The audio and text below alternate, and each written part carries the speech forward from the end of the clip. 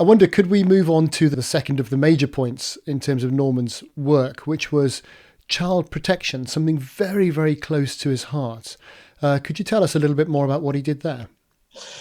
Well, for me, the work of Norman that will go on and be continually referred to because it was so groundbreaking was his book of, I think, 2017, Unprotected. And that was essentially a analysis of some of the reports from social services looking into cases of child abuse that were missed or overlooked, and there were numerous ones. And Norman, with his usual attention to detail, read those reports and all the supplementary evidence and so on, and noticed that there were frequently missed opportunities to pick up on sexual abuse of minors, of children under the age of 16, because many of, not all, of course, the social workers and people concerned professionally with these children tacitly acknowledged that underage children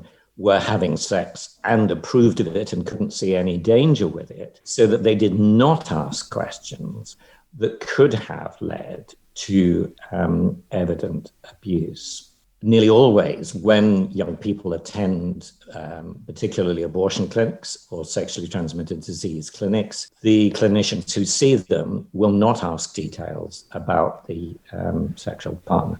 That's the kind of thing that Unprotected brought into the limelight. And there was a lot of media coverage of that. But I'm afraid that until there is a widespread change in culture, that having sex at a very young age is not a danger-free activity. And it's not just that, we still have a huge abortion rate in this country. The statistics this year have been the highest ever. And why is that? And it's partly, of course, because the much vaunted and sometimes helpful contraception often is unhelpful and fails. The best contraception for protecting against sexually transmitted diseases is often the poorest at protecting against pregnancy. But even if neither of those occur, there is a change in a mindset, I think, once a young person has had sex, that actually it's a lot easier after that first time to then get into a situation where sexual intimacy becomes easy. It's not then, I think, easy to, within a committed relationship, to perhaps maintain sexual boundaries within your marriage. This was the kind of stuff that Family Education Trust and Norman were trying to help young people to understand for their future benefit, as well as to protect them in the now.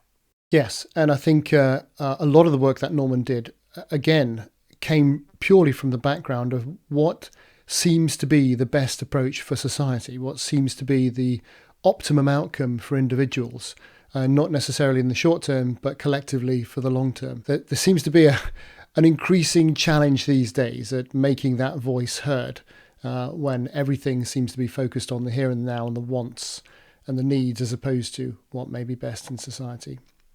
I think you're absolutely right there. And Norman was incredibly gifted in that way, both because he had the knowledge and the insight. He was a scholar who'd done his homework and had the evidence at his fingertips, and woe betide any civil servant or media pundit who tried to contradict him over a matter that, he knew back to front.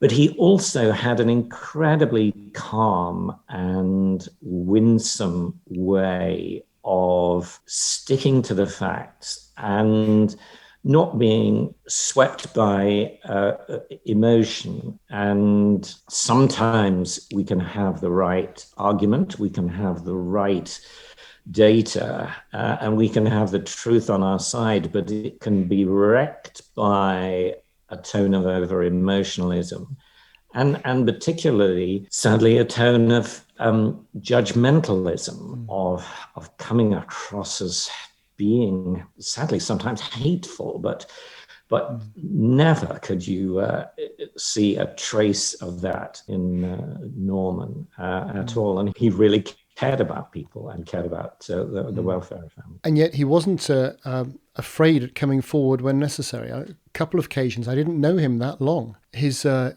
winsomeness was almost disarming, and it caught people off guard sometimes when he would slip something into the conversation or just write a well-judged email which basically said, "You're wrong. Here are the facts."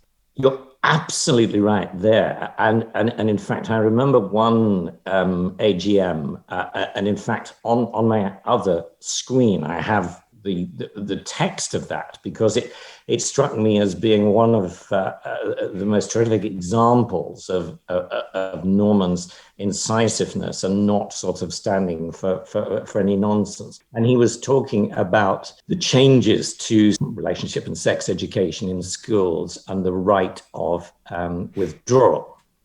And he says the situation with regard to the parental right of withdrawal from relationships and sex educations in secondary schools is different. And in that connection, the minister stated, for those parents who still prefer to provide this education themselves, we absolutely intend to retain a right to withdraw from sex education. Notice the word absolutely in the above sentence. The parental right of withdrawal is absolute, or is it? The minister continued, we will, as part of this, need to amend the current right to make sure withdrawal, to make sure it remains in line with case law. And we will consult further in order to clarify the age at which a young person may have this right. So Norman then continues with the cruncher. So the absolute intention to retain the parental right of withdrawal is not as absolute as the minister first indicates.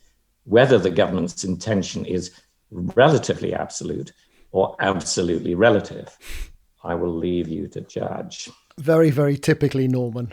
Absolutely, wasn't it? Very much so. I didn't put justice in any way in the reading of it, but... Well, it's been a privilege to talk to you, Dr. Stammers. Thank you so much for taking the time. Thank you for taking the effort to steer and guide Norman in his work, and for your support of FET, for your notional support of Coalition for Marriage. It is a privilege to have known Norman, even for a short time. Sad loss, but a wonderful memory that we all have, wonderful work left behind, and an impact made that, all being well, will only grow in its steadfastness and its wider effect on society. Thank you very much, Dr. Stammers. Pleasure. Good to chat.